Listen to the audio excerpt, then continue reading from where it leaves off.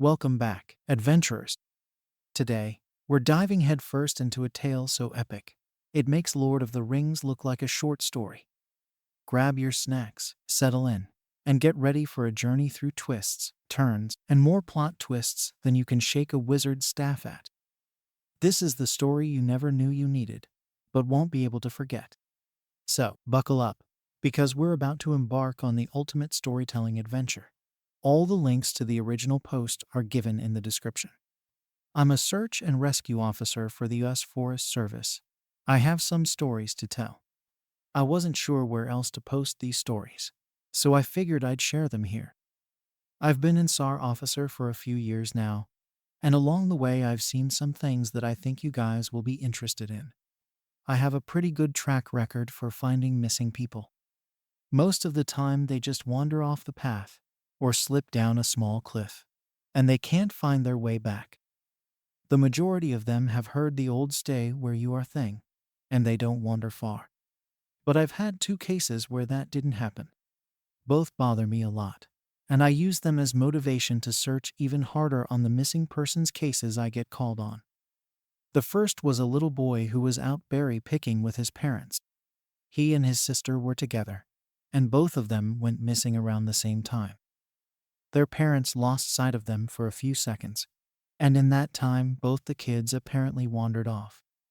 When their parents couldn't find them, they called us, and we came out to search the area. We found the daughter pretty quickly, and when we asked where her brother was, she told us that he'd been taken away by the bear man. She said he gave her berries and told her to stay quiet, that he wanted to play with her brother for a while. The last she saw of her brother, he was riding on the shoulders of the bear man and seemed calm. Of course, our first thought was abduction, but we never found a trace of another human being in that area. The little girl was also insistent that he wasn't a normal man, but that he was tall and covered in hair like a bear, and that he had a weird face. We searched that area for weeks. It was one of the longest calls I've ever been on, but we never found a single trace of that kid. The other was a young woman who was out hiking with her mom and grandpa. According to the mother, her daughter had climbed up a tree to get a better view of the forest, and she'd never come back down. They waited at the base of the tree for hours, calling her name, before they called for help.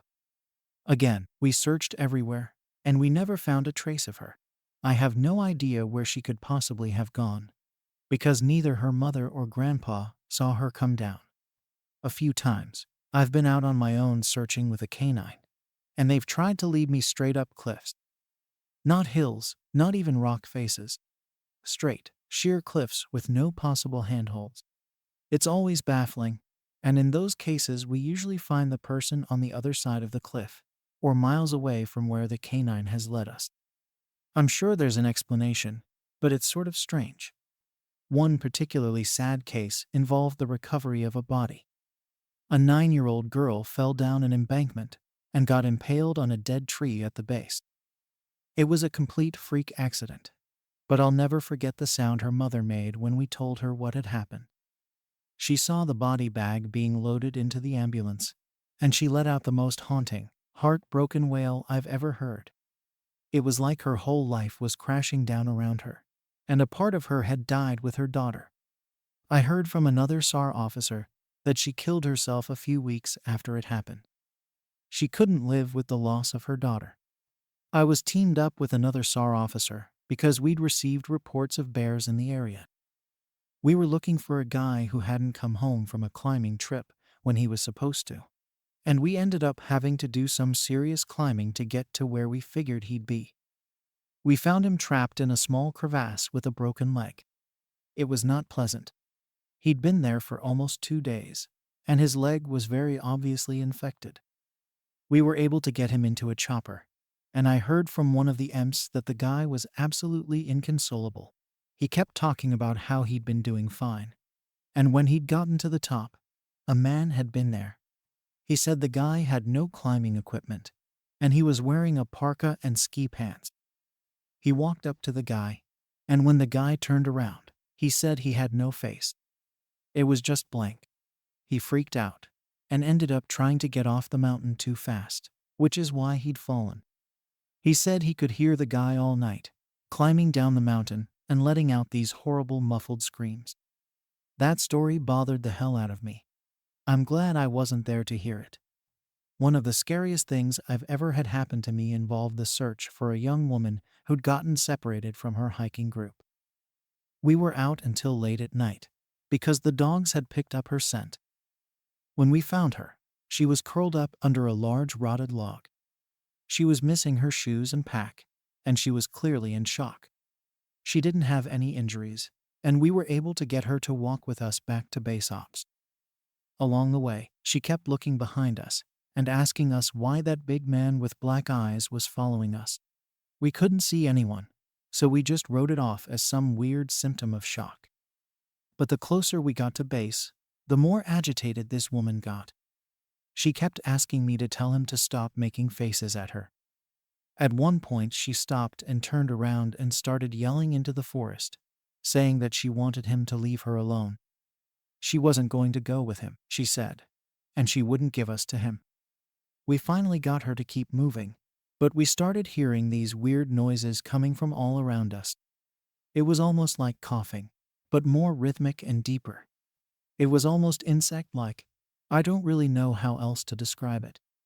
When we were within sight of base ops, the woman turns to me, and her eyes are about as wide as I can imagine a human could open them. She touches my shoulder and says he says to tell you to speed up. He doesn't like looking at the scar on your neck. I have a very small scar on the base of my neck, but it's mostly hidden under my collar, and I have no idea how this woman saw it. Right after she says it, I hear that weird coughing right in my ear, and I just about jumped out of my skin. I hustled her to ops, trying not to show how freaked out I was. But I have to say I was really happy when we left the area that night. This is the last one I'll tell, and it's probably the weirdest story I have. Now, I don't know if this is true in every SAR unit, but in mine, it's sort of an unspoken, regular thing we run into. You can try asking about it with other SAR officers, but even if they know what you're talking about, they probably won't say anything about it. We've been told not to talk about it by our superiors, and at this point we've all gotten so used to it that it doesn't even seem weird anymore. On just about every case where we're really far into the wilderness, I'm talking 30 or 40 miles, at some point we'll find a staircase in the middle of the woods. It's almost like if you took the stairs in your house, cut them out, and put them in the forest. I asked about it the first time I saw some, and the other officer just told me not to worry about it, that it was normal. Everyone I asked said the same thing. I wanted to go check them out, but I was told, very emphatically, that I should never go near any of them. I just sort of ignore them now when I run into them because it happens so frequently. Part 2. Alright, on to the news stories. As far as missing persons go, I'd say about half the calls I get are related to that. The others are rescue calls. People who fall down cliffs and hurt themselves. Get injured by fire. You wouldn't believe how often this happens. Mostly drunk kids. Get bitten or stung by animals or insects. We're a tight team, and we have veterans who are excellent at finding signs of lost people.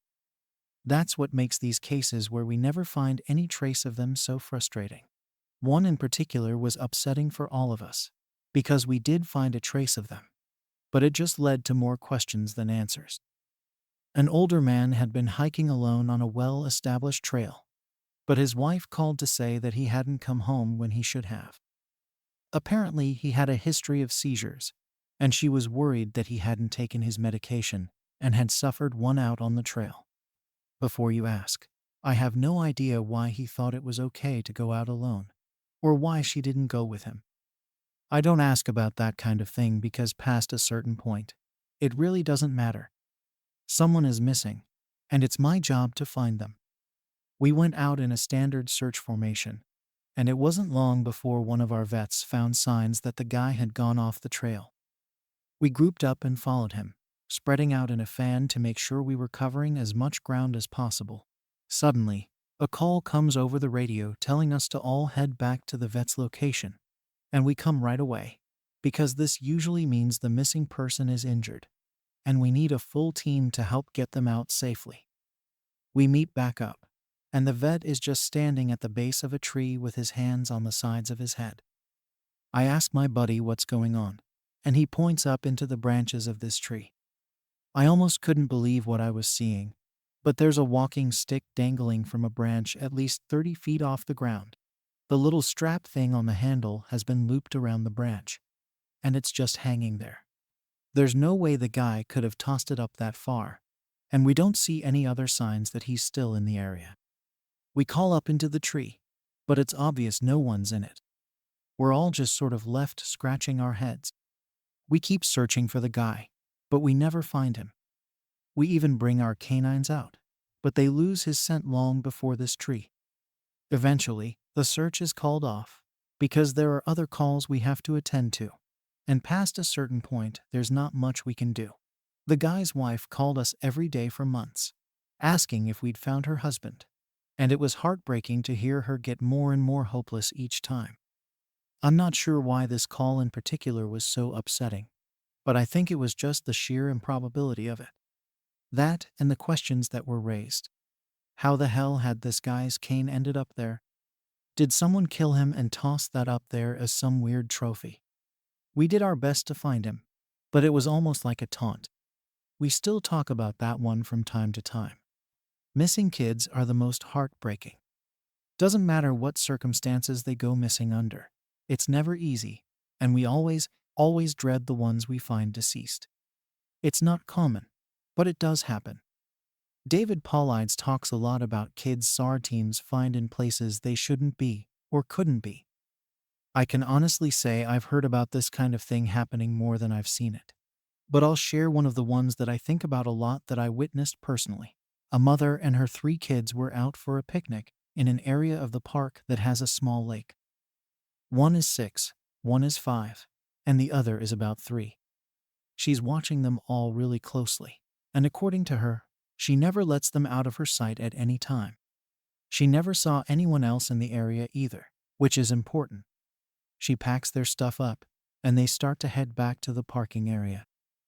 Now, this lake is only about 2 miles into the woods, and it's on a very clearly established trail. It's almost impossible to get lost getting from the parking area to it, unless you're deliberately going off the path like an imbecile.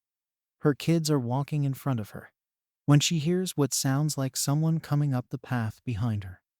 She turns around, and in the 4 or so seconds she's not looking, her 5-year-old son vanishes. She figures he stepped off the trail to pee or something, and she asks her other 2 where he went. They both tell her that a big man with a scary face came out of the woods next to them, took the kid's hand, and led him into the trees. The 2 remaining kids don't seem upset. In fact, she says later that it seems like they've been drugged. They're sort of spacey and fuzzy, so of course, she freaks out, starts looking frantically in the area for her kid.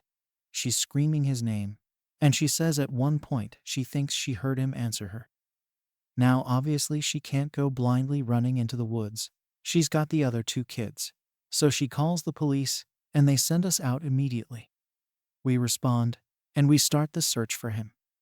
Over the course of this search, which spans miles, we never find a single trace of the kid. Canines can't pick up any scent.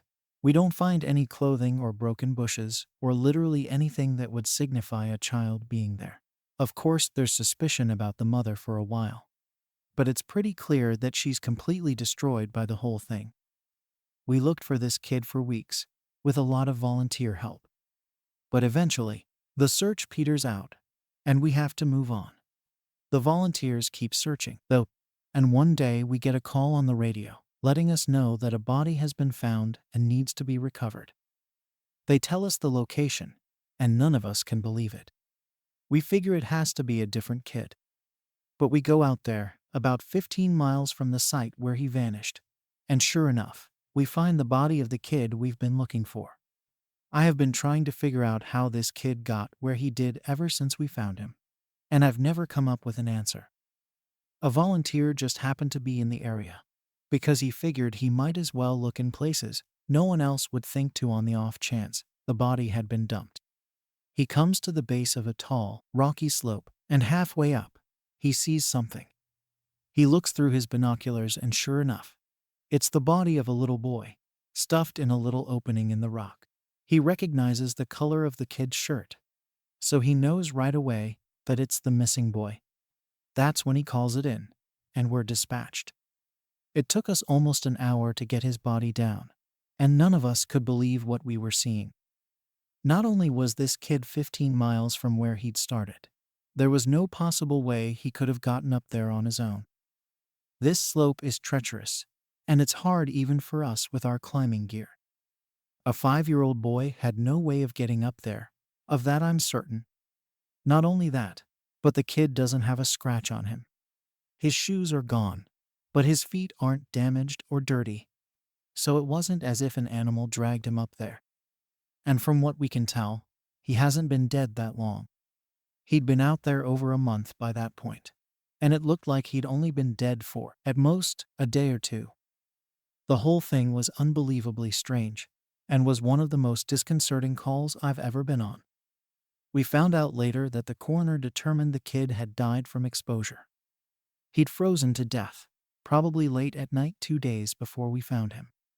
There were no suspects and no answers, to date. It's one of the weirdest things I've ever seen. One of my first jobs as a trainee was a search op for a 4-year-old kid that had gotten separated from his mom.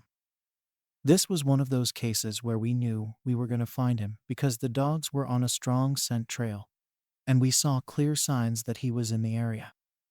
We ended up finding him in a berry patch about half a mile from where he'd been last seen. Kid wasn't even aware that he'd wandered that far. One of the vets brought him back, which I was glad for because I'm really not good with kids, and I find it hard to talk to them and keep them company. As my trainer and I are headed back, she decides to take me on a detour to show me one of the hot spots where we tend to find missing people. It's a natural dip in the land near a popular trail, and people will usually move downhill because it's easier. We hike out there, it's a few miles away, and we get there in about an hour or so. As we're walking around the area and she's pointing out places she's found people in the past, I see something in the distance. Now, this area we're in is about 8 miles from the main parking area, though there's back roads you can take to get closer if you don't want to hike that far. But we're on state-protected land, which means there can't be any kind of commercial or residential development out here. The most you'll ever see is a fire tower or makeshift shelter that homeless people think they can get away with building. But I can see from here that whatever this thing is has straight edges, and if there's one thing you learn quickly, it's that nature rarely makes straight lines. I pointed out, but she doesn't say anything. She just hangs back and lets me wander over and check it out. I get within about 20 feet of it, and all the hair on the back of my neck stands up. It's a staircase, in the middle of the fucking woods. In the proper context, it would literally be the most benign thing ever. It's just a normal staircase, with beige carpet, and about 10 steps tall. But instead of being in a house, where it obviously should be, it's out here in the middle of the woods. The sides aren't carpeted, obviously, and I can see the wood it's made of. It's almost like a video game glitch, where the house has failed to load completely, and the stairs are the only thing visible. I stand there, and it's like my brain is working overtime to try and make sense of what I'm seeing. My trainer comes and stands next to me, and she just stands there casually, looking at it as if it's the least interesting thing in the world. I ask her what the fuck this thing is doing here, and she just chuckles. Get used to it, rookie. You're gonna see a lot of them. I start to move closer, but she grabs my arm. Hard. I wouldn't do that, she says. Her voice is casual, but her grip is tight, and I just stand there looking at her. You're gonna see them all the time, but don't go near them. Don't touch them. Don't go up them. Just ignore them. I start to ask her about it, but something in the way she's looking at me tells me that it's best if I don't. We end up moving on, and the subject doesn't come up again for the rest of my training. She was right, though. I'd say about every 5th call I go on, I end up running across a set of stairs. Sometimes they're relatively close to the path, maybe within 2 or 3 miles. Sometimes they're 20, 30 miles out, literally in the middle of nowhere, and I only find them during the broadest searches or training weekends. They're usually in good condition, but sometimes it looks like they've been out there for miles. All different kinds, all different sizes. The biggest I ever saw looked like they came out of a turn-of-the-century mansion, and were at least 10 feet wide, with steps leading up at least 15 or 20 feet. I've tried talking about it with people, but they just give me the same response my trainer did. It's normal. Don't worry about it. They're not a big deal. But don't go close to them or up them. When trainees ask me about it now, I give them the same response. I don't really know what else to tell them. I'm really hoping someday I get a better answer. But it hasn't happened yet. This is another one that was less spooky and more sad. A young man went missing late in winter, when realistically no one should be going that far out onto the trails. We close a lot of them, but some remain open year-round, unless there's a shitload of snow. We didn't opt for him, but we had about 6 feet of snow on the ground. It was an unusually heavy snow year, and we knew it wasn't likely that we'd find him until spring when the thaw came. Sure enough, when the first big thaw came, a hiker reported a body a little ways off the main trail. We found him at the base of a tree, in a pile of melted snow. I knew right away what had happened, and it scared the living shit out of me. Most of you who ski or snowboard, or spend any amount of time on a mountain, will probably have guessed too. When snow falls, it doesn't collect as thick in the areas beneath the branches. It happens most with fir trees, because they have a sort of closed umbrella shape. So what you end up with is a space around the base of a tree that's filled with a mixture of loose, powdery snow, air, and branches. They're called tree wells, and they're not immediately obvious if you don't know what you're looking for. We put up signs in the welcome center, big ones, letting people know how dangerous they are. But every year that we get an unusual amount of snow, at least one person doesn't read them, or doesn't take the warning seriously, and we find out about it in spring. My best guess is that this young man was hiking and got tired, or maybe a cramp from walking in the deep snow. He went to go sit at the base of the tree, not knowing that there was a tree well, and fell in. He got stuck with his feet up, and the surrounding snow caved in around him. Unable to free himself, he suffocated. It's called snow immersion suffocation, and it doesn't usually happen except in really deep snow.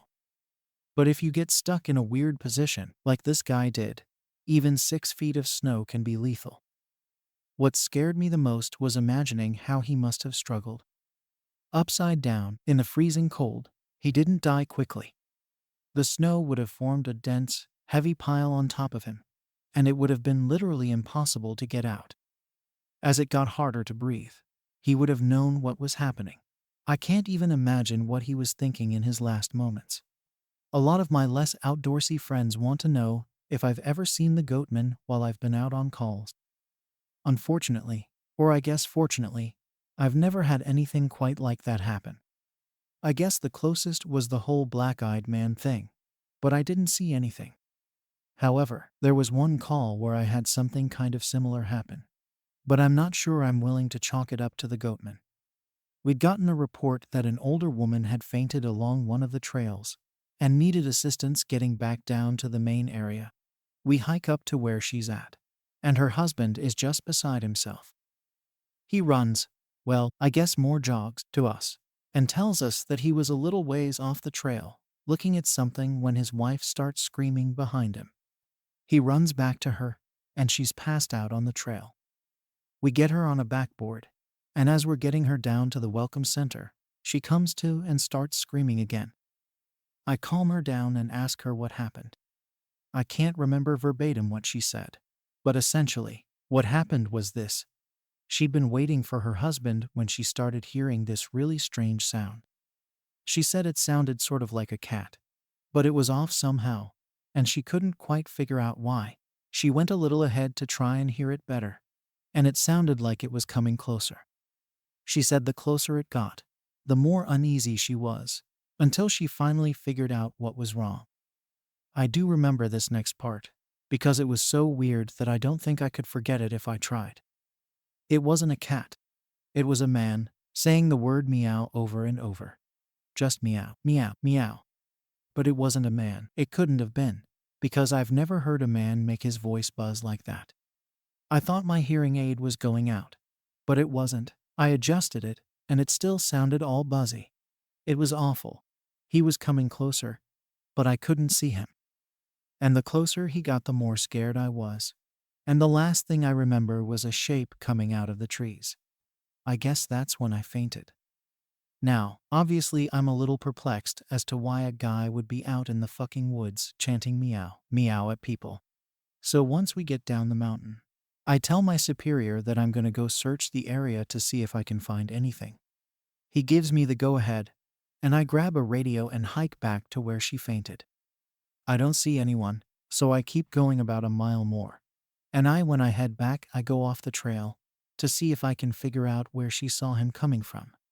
It's almost sunset by this point, and I don't have any desire to be out at night alone, so I just sort of write it off and make a mental note to check it out again tomorrow. But as I'm headed back, I start to hear something in the distance. I stop, and I call out for anyone in the immediate area to identify themselves. The sound didn't come closer or get louder, but it sounded exactly like a man saying meow, meow in this really odd monotone, as comical as it makes it sound. It was almost like that guy on South Park with the electrolytics, Ned. I go off the trail in the direction I think it's coming from, but I never seem to get closer. It's almost like it's coming from all directions. Eventually, it just sort of fades out, and I ended up going back to the Welcome Center. I didn't get any further reports like that, and even though I went back to that area, I never heard that exact sound again. I suppose it could have been some stupid kid out there fucking with people, but even I have to admit it was weird. So this kind of turned into a massive wall of text, and for that I apologize. I wanted to get to the stories my friend told me, and he does have some good ones, so I'll post those tomorrow evening. I also have a few more of my own I think you guys will like. I'm sorry to keep you all in suspense again.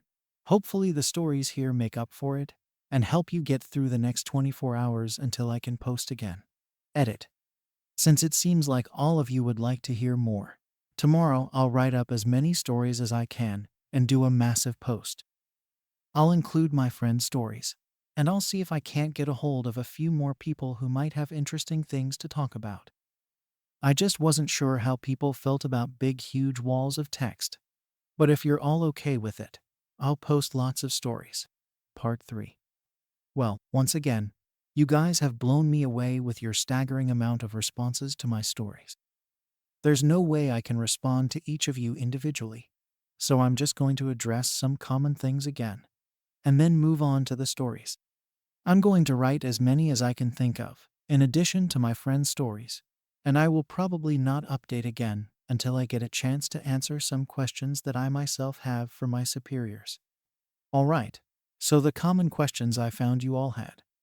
I am not comfortable talking about where exactly I work, unfortunately. In all reality, some of the things I've mentioned here could get me in a lot of trouble or fired, so it's best if I just don't discuss too much.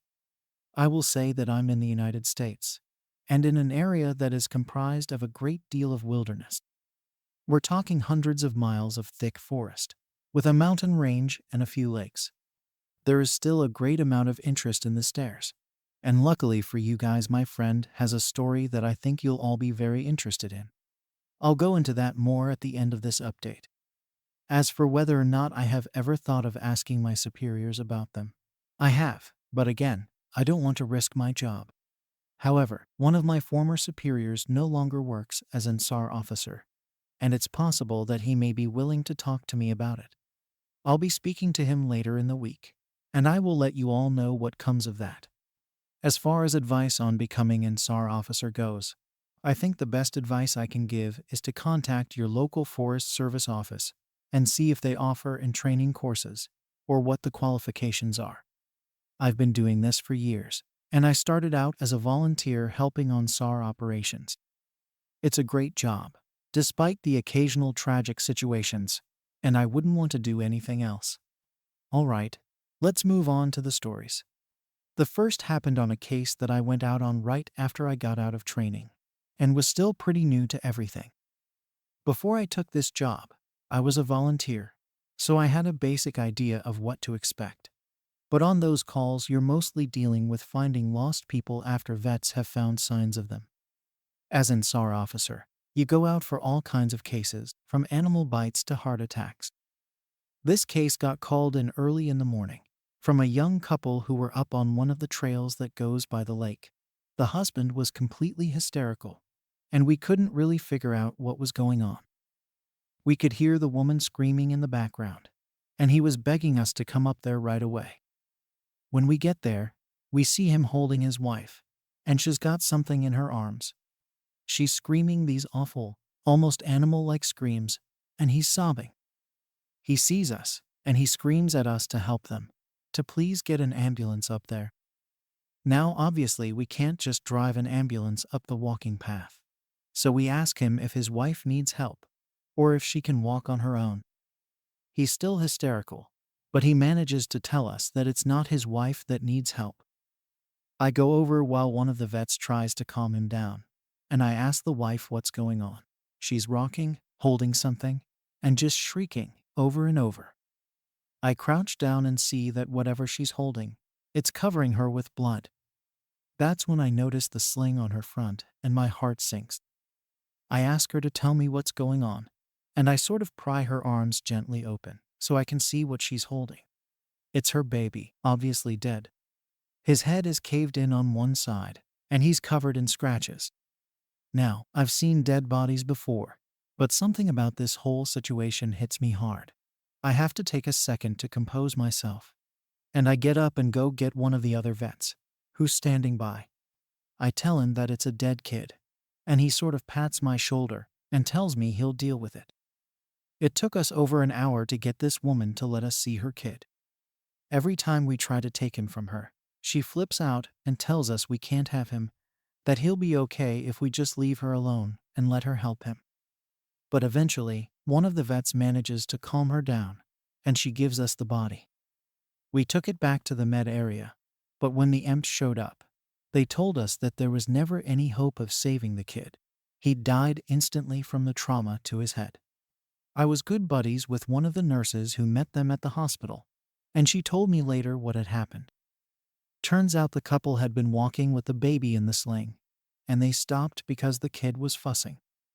The dad takes the kid and is holding him, looking out over this little gully by the path. The mom comes to stand next to him, but she ends up stepping on a loose patch of soil, and she trips. She falls into the dad, who drops the kid, who ends up falling about 20 feet down this little gully onto the rocks at the bottom.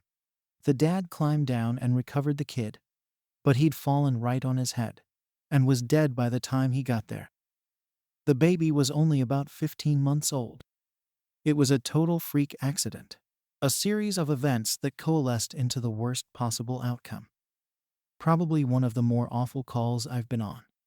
I haven't seen a lot of animal bites in my time as an SAR officer, mostly because there aren't that many animals that come around the area. While there are bears in the area, they tend to stay pretty far away from people, and sightings are highly unusual. Most of the animals you'll see are small ones like coyotes, raccoons, or skunks. What we do see frequently, though, are moose. And let me tell you, moose are nasty fuckers. They'll chase after anything for any reason, and God help you if you get in between a female and its baby. One of the more amusing calls was of a guy who'd gotten chased down by an absolutely massive male moose and was stuck up a tree. Took us almost an hour to get him down, and when he was finally on solid ground again, he looks at me and says, "God damn. Them fuckers is big up close." I guess that's not really a scary story, but we still laugh about that one. I honestly don't know how I'd forgotten this story, but it is, by far, the scariest thing that's happened to me. I guess maybe I've tried so long to forget about it that it just didn't come to mind right away.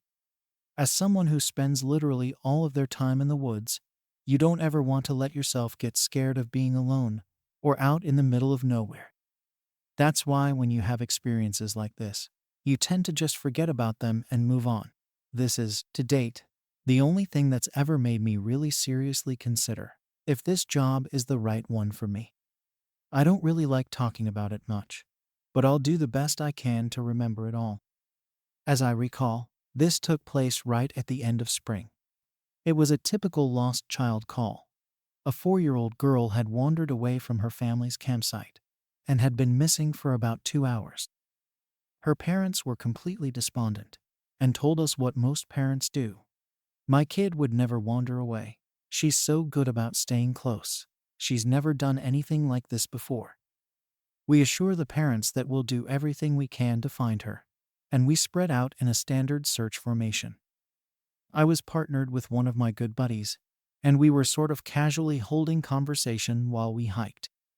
I know it sounds callous, but you do sort of become desensitized when you've done this long enough. It becomes the norm, and I think to a certain extent you have to learn to desensitize yourself in order to work this job.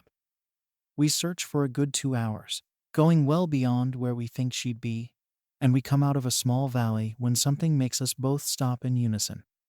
We freeze and look at each other, and there's almost a sensation like a plane depressurizing. My ears pop, and I have this odd sensation of having dropped about 10 feet. I start to ask my buddy if he felt that, but before I can, we hear the loudest sound I've ever heard in my life. It's almost like a freight train passing directly by us, but it's coming from every direction at once, including above and below us. He screams something to me, but I can't hear him over this deafening roar. Understandably freaked out, we look all around us, trying to find the source of the sound, but neither of us sees anything. Of course, my first thought is a landslide. But we're not near any cliffs, and even if we were, it would have hit us by now. The sound goes on, and we're trying to yell to each other. But even standing close together, we can't hear anything but this sound. Then, as suddenly as it starts, it stops, like someone threw a switch and cut it off. We stand there for a second, perfectly still, and slowly the normal sounds of the woods come back. He asks me what the fuck just happened, but I just kind of shrug, and we stand there looking at each other for a minute. I get on the radio and ask if anyone else just heard the end of the fucking world, but no one else hears it, even though we're all within shouting distance of each other. My buddy and I just sort of shrug it off and keep going. About an hour later, we all check up on the radios, and no one's found the little girl. Most of the time, we won't search when it gets dark, but because we don't have any kind of lead on her, a few of us decide to keep going, including me and my buddy. We keep close together, and we're calling out for her every couple of minutes. At this point, I'm hoping beyond hope that we find her, because while I may not like kids, the idea of them being out all alone in the dark is awful. The woods can be intimidating to kids in the daylight. At night, well, it's a whole different beast. But we're not seeing any signs of her, or getting any responses, and around midnight, we decide to turn around and head back to the rendezvous point. We're about halfway back when my buddy stops and shines his light to the right of us, into a really thick deadfall, or group of dead trees. I ask him if he's heard a response, but he just tells me to be quiet a second and listen. I do, and in the distance, I can hear what sounds like a kid crying. We both call the girl's name and listen for any kind of response, but it's just this really faint crying. We head in the direction of this deadfall and go around it, calling her name over and over. As we get closer to the crying, I start getting this weird feeling in my gut, and I tell my buddy that something isn't right. He tells me he feels the same way, but we can't figure out what it is. We stop where we are and call the girl's name again, and at the same time, we both figure it out. The crying is on a loop. It's the same little hitching sob, then wail, then quiet hiccup, repeated over and over. It's exactly the same every time, and without saying another word, we both take off running. It's the only time I've ever lost my composure like that, but something about it was so incredibly wrong, and neither of us wanted to stay out there anymore. When we got back to the rendezvous, we asked if anyone else had heard anything strange, but no one else knew what we were talking about. I know it sounds sort of anticlimactic, but that call fucked me up for a long time. As for the little girl, we never found a trace of her. We keep an eye out for her and all the other people who we've never found. But frankly, I doubt we'll ever find anything. Of the missing persons calls I've gone out on, only a handful have ever resulted in a complete disappearance, meaning no trace of the person and no body ever found. But sometimes, finding a body just leads to more questions than answers. Here are some of the bodies we've found that have become infamous in our team. A teenage boy whose remains were recovered almost a year after he vanished. We found the top of his skull, 2 finger bones, and his camera almost 40 miles from where he was last seen. The camera, sadly, was destroyed. The pelvis of an older man who had vanished a month earlier. That was all we found. The lower jaw and right foot of a 2-year-old boy on the highest peak of a ridge in the southern part of the park. The body of a 10-year-old girl with Down syndrome, almost 20 miles from where she'd vanished. She had died of exposure 3 weeks after going missing, and all of her clothes were intact, except for her shoes and jacket. There were berries and cooked meat in her stomach when they did the autopsy. The coroner said it appeared as if someone had been taking care of her. There were no suspects ever identified. The frozen body of a 1-year-old baby, found a week after vanishing in the hollow trunk of a tree 10 miles from the area he was seen last. There was fresh milk found in his stomach, but his tongue was gone. A single vertebra and right kneecap of a 3-year-old girl, found in the snow almost 20 miles from the campground her family had been at the previous summer. Now on to a couple of the stories my friend told me. I mentioned that you were all interested in the stairs, and you're in luck. He's had a closer encounter with them. Though he doesn't have any explanation for them, he does have a bit more experience with them than I do. My buddy has been an SAR officer for about 7 years. He started when he was a junior in college, and he had a very similar experience when he first encountered the stairs. His trainer told him almost the same thing mine did, which was to never go near, touch, or ascend them. For the first year, he did just that, but apparently his curiosity got the better of him, and on one call he broke away from the line and went to go check a set of them out. He said they were about 10 miles from the path where a teenage girl had vanished, and the dogs were following a scent. He was on his own, lagging behind the main group, when he saw a set of stairs off to his left. They looked like they were from a new house, because the carpeting was pristine and white. He said that as he got closer, he didn't feel any different or hear any weird noises. He was expecting something to happen, like bleeding from his ears or collapsing, but he got right up next to them and didn't feel anything. The only thing, he said, that was odd was that there was absolutely no debris on the steps. No dirt, leaves, dust, anything. And there didn't appear to be any signs of animal or insect activity in the immediate area, which he found strange. It was less like things were avoiding them, and more like they just happened to be in a relatively barren part of the forest. He touched the stairs and didn't feel anything except that sort of sticky feeling you get from new carpet. Making sure his radio was on, he slowly climbed the stairs. He said it was terrifying, because the way they'd been stigmatized, he wasn't really sure what was going to happen to him. He joked that half of him expected to be teleported to some other dimension, and the other half was watching for a UFO to come swooping down. But he got to the top with little event, and he stood there looking around. But, he said, the longer he stood on the top step, the more he felt like he was doing something very, very wrong. He described it as the feeling you'd get if you were in a part of a government building you have no business being in. As if someone was going to come and arrest you, or shoot you in the back of the head, at any second. He tried to brush it off, but the feeling got stronger and stronger, and that's when he realized that he couldn't hear anything anymore.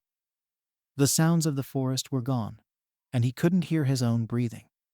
It was like some kind of weird, awful tinnitus, but more oppressive. He climbed back down and rejoined the search, and didn't mention what he'd done. But, he said, the weirdest part came after.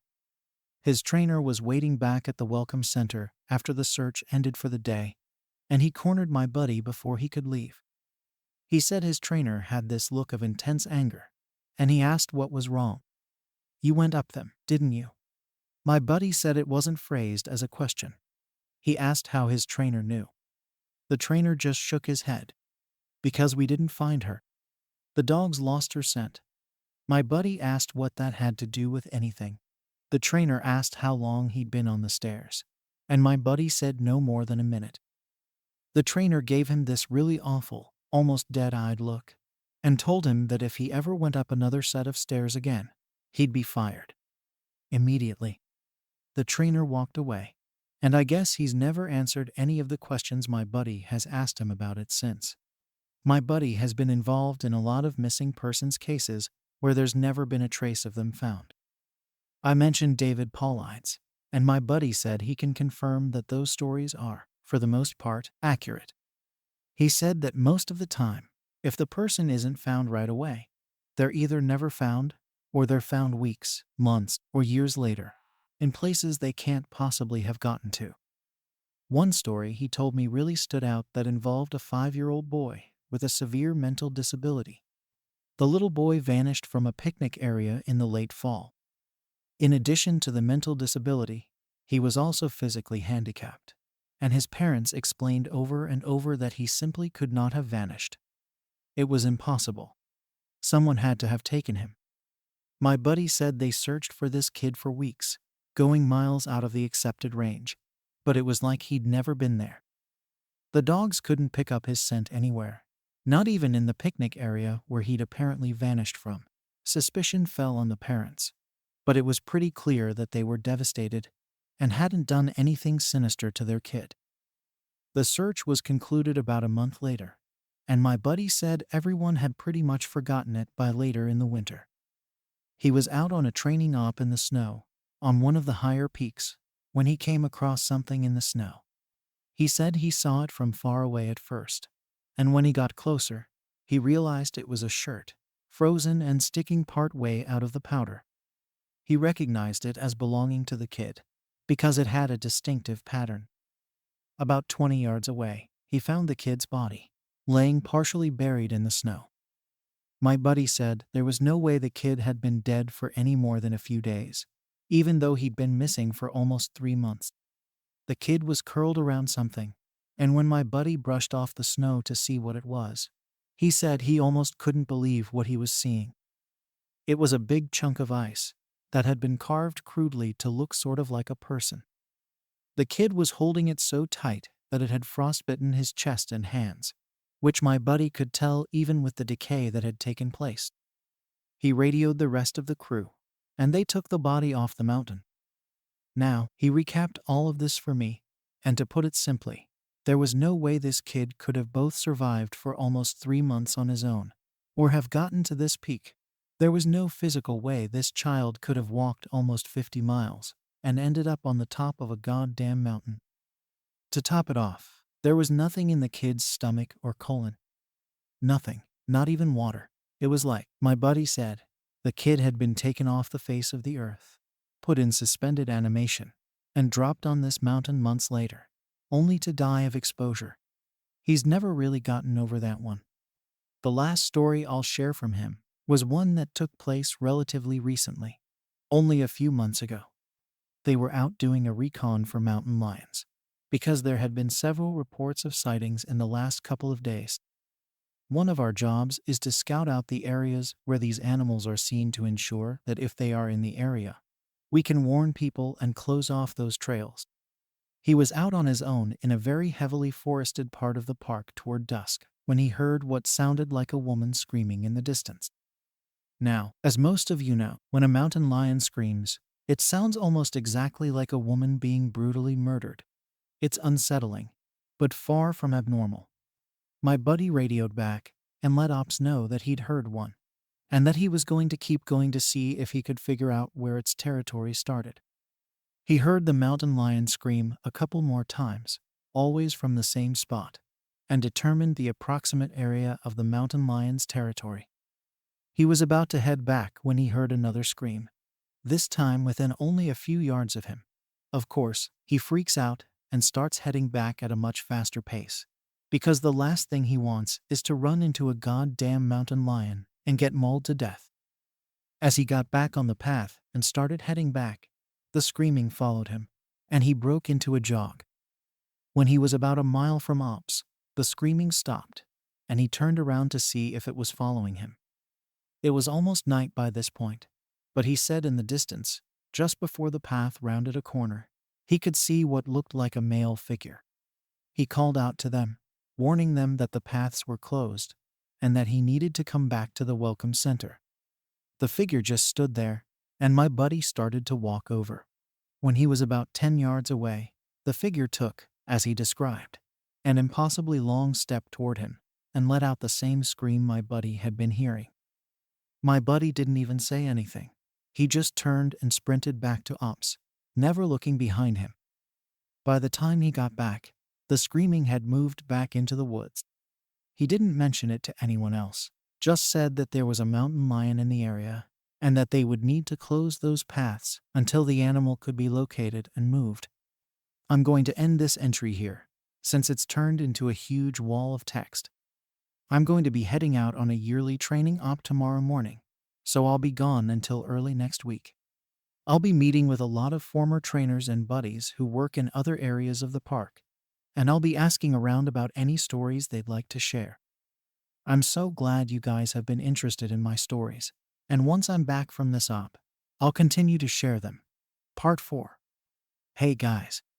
I'm back from my training op, and I have a lot of really interesting stories to share with you. I've got enough that I'm going to break them up into 2 parts, this being the first. I'd love to put them all in one entry, but I just haven't had a chance to write them all down yet. I didn't have anything too crazy happen while I was out there, but we did have one incident with a rookie that I found relevant. Since I'm sure you guys have been waiting for these, I'll just get right into the stories. I'll assign each batch of stories to the person who told them to me. KDK.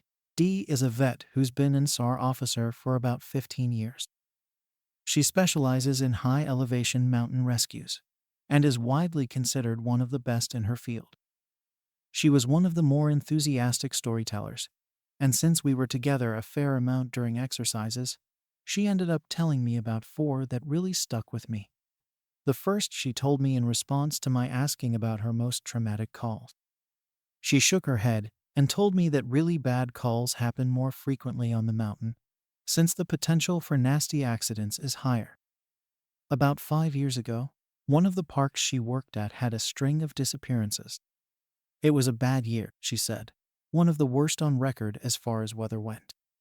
They were getting about a foot of new snow every couple of days, and there were a few avalanches that killed some climbers. They'd warned people about staying on the mapped areas, but of course there's always those who don't listen. In one particularly nasty case, an entire family got wiped out because the father decided he knew better than the officials, and he took them out into an area that wasn't safe. They were snowshoeing, and as best KD could figure, they'd walked onto a shelf of snow that looked solid, but actually wasn't. It gave way, and this family went ass over tea kettle almost 300 feet down a slope. They landed on the rocks at the bottom, and the parents died instantly. One of the kids did as well, but the other 2 survived. One had a broken leg and fractured ribs. The other was almost unharmed save for some bruising and a sprained ankle. The uninjured child left his sibling behind and set out to find help. KD said the kid didn't make it more than half a mile before a storm overtook him. Kid stopped to try and get warm, or maybe just to rest, and ended up freezing to death. They ended up finding the family with the help of some witnesses who saw them heading out into the wilderness, and she was the one to find the kid who'd frozen to death looking for help. She said it had started to snow, just enough to obscure long-distance vision, but not enough to make searching impossible. She saw a figure sitting in the snow up ahead, and she got to it as quickly as possible. She described, in detail, how as she got closer, she realized first that it was a child, second that they were deceased, and third that they had frozen in one of the most pitiful positions she's ever found a corpse in. The kid was sitting upright, with his knees tucked up against his chest. His arms were curled around them, and his head was tucked up in his coat. When she moved the coat to look at his face, she saw that he'd died crying. His face was twisted, and the tears were frozen on his cheeks. She said it was painfully obvious that the kid was terrified when he succumbed to hypothermia. And as a mother, it broke her heart. She told me, repeatedly, that she hopes the father is burning in hell as we speak. The other traumatic story she told me that stood out in my mind was one that happened when she was a rookie. Her team got a report of an experienced climber who hadn't come home the previous day. His wife was convinced that something bad had happened because he'd never failed to come home on time. They went out looking for him and had to climb what sounded like some very technically challenging parts of the mountain. They got to a relatively flat area, and KD started seeing blood in the snow. She followed the trail, and as she went, she started seeing little bits of tissue. She wasn't sure exactly what body part it had come from, but the farther she followed it, the more there was. She follows this blood and tissue trail to a sheltered area under a cliff face, and she finds the climber. She said there was so much blood, more than she'd ever seen before. He was lying face down, one arm stretched in front of him, as if he'd died crawling. She looks closer and sees that he's been partially disemboweled, which is where the tissue she'd seen had come from.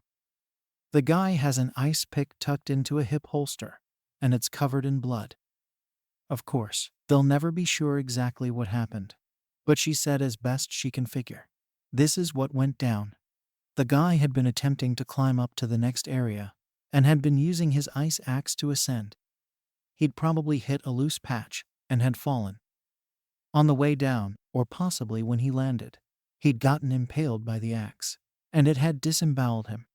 He'd drug himself along, tearing pieces of himself out as he went, and had died under the cliff face.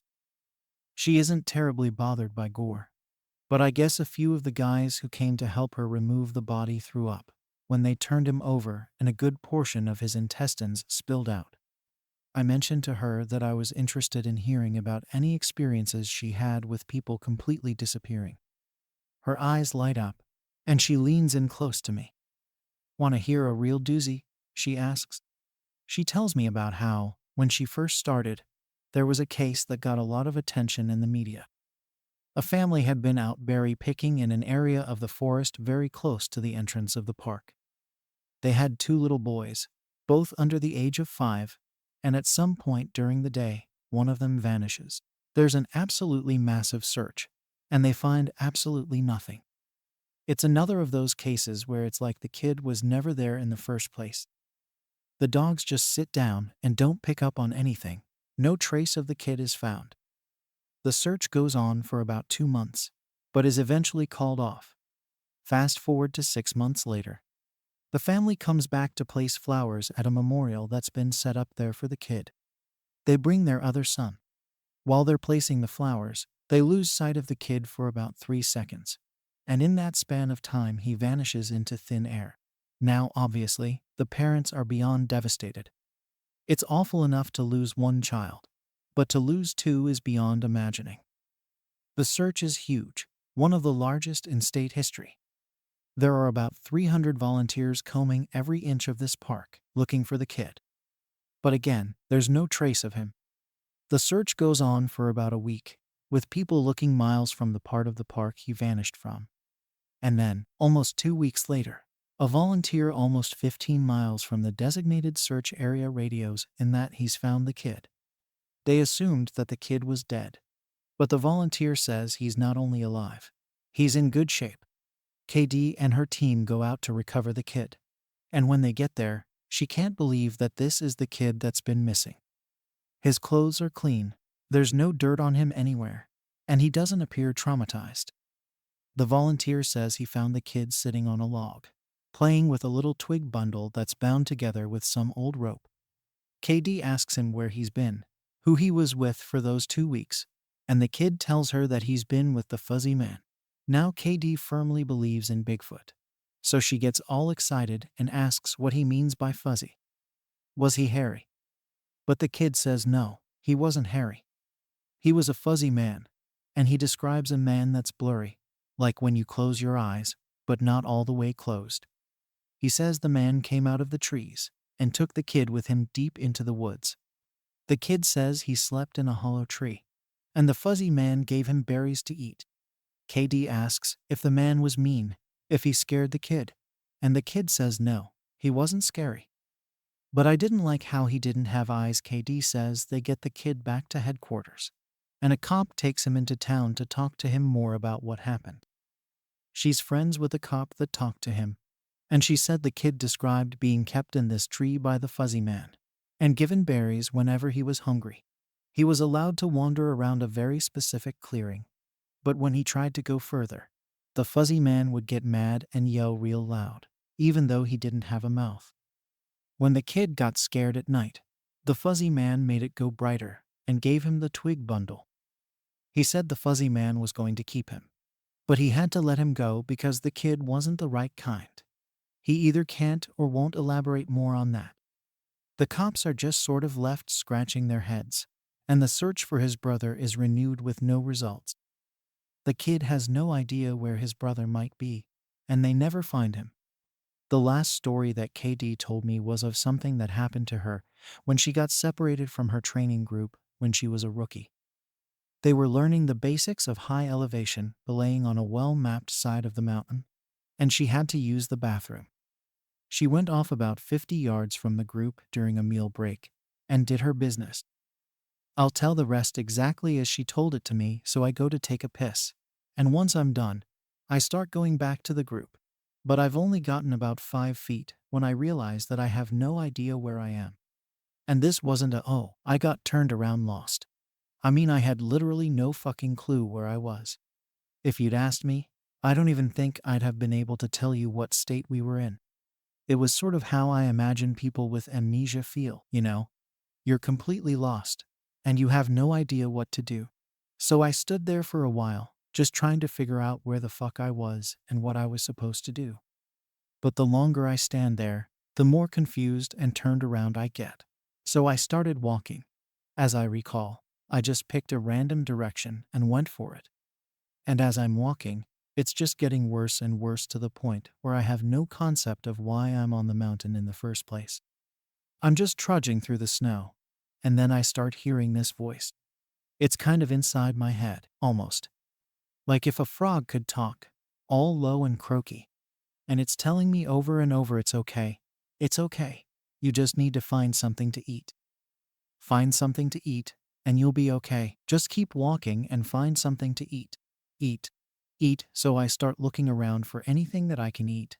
And I swear to God, I've never felt that hungry in my whole life. It was bottomless, and I think I'd have eaten just about anything you put in front of me right then.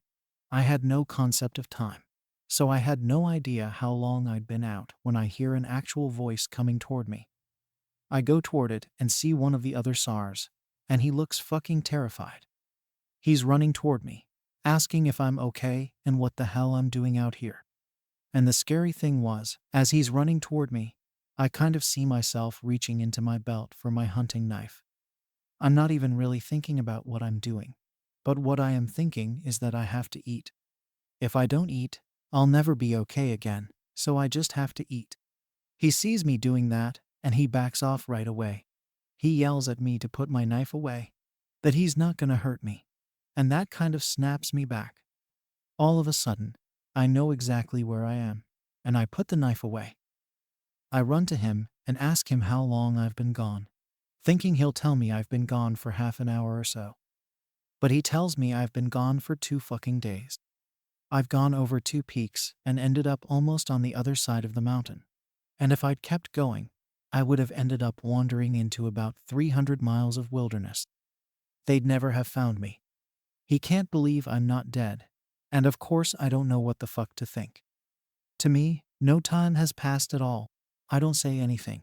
I just go back with him to a rendezvous point, and I'm taken back to HQ to be airlifted to the hospital. When I get there, they do all kinds of tests and try to figure out what happened.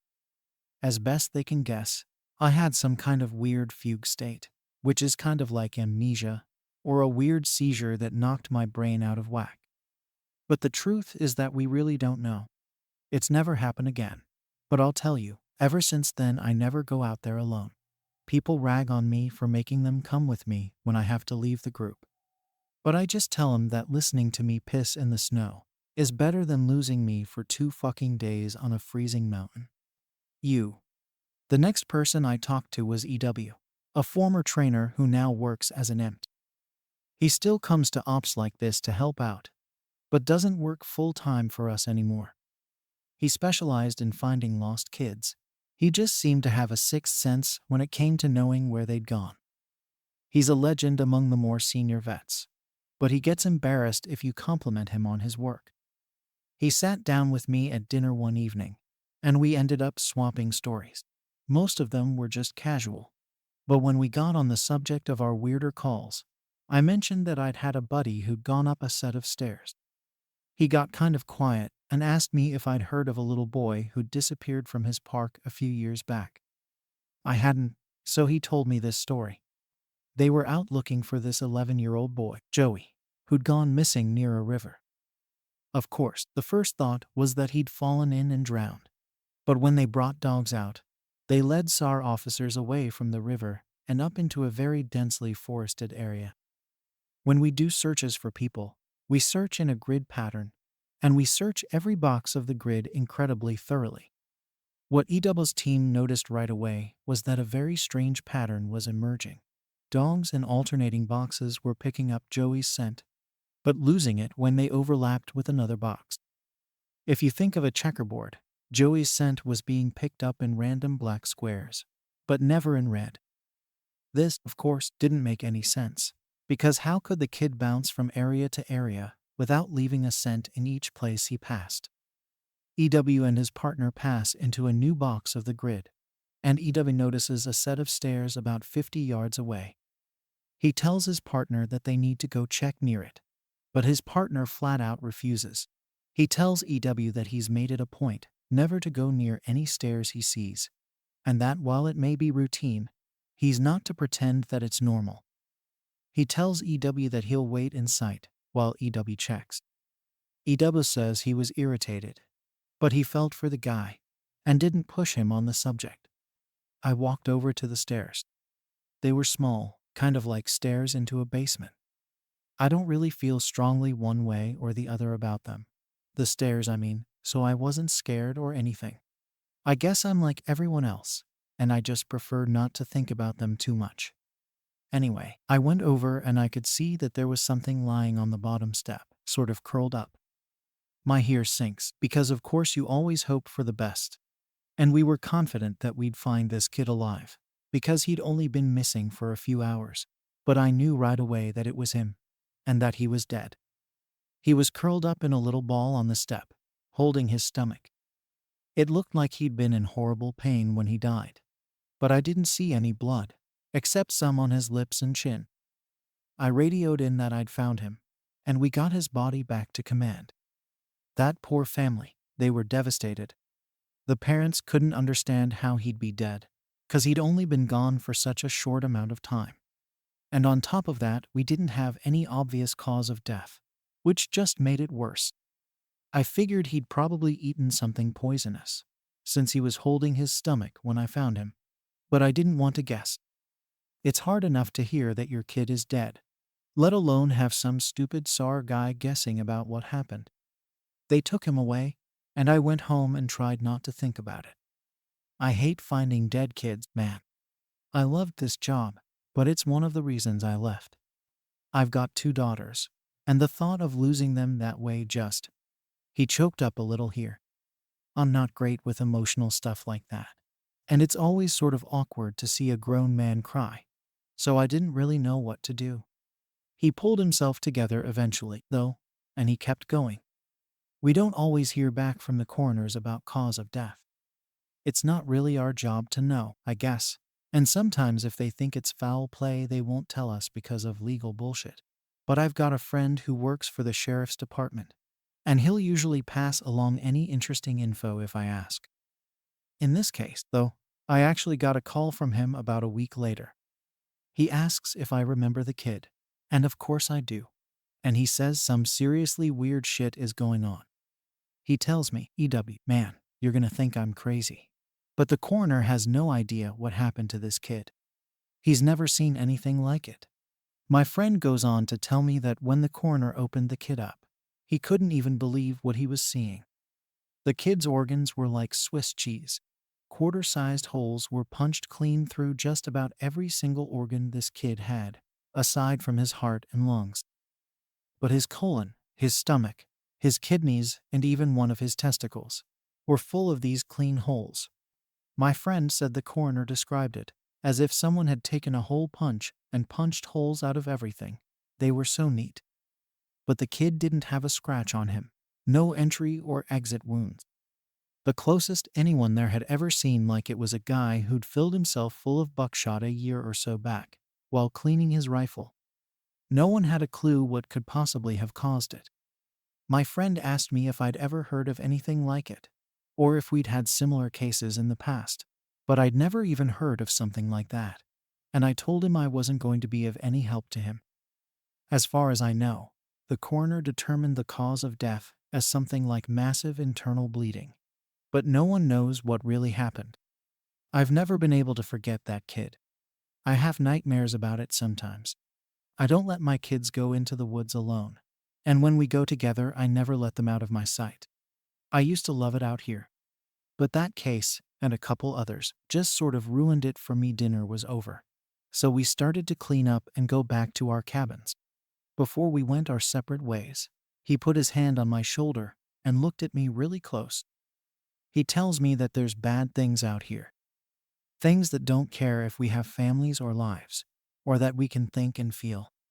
He tells me to be careful, and he walks away.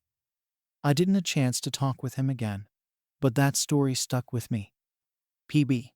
By pure coincidence, I got to talk to another vet, PB, who's been in the SAR field for years.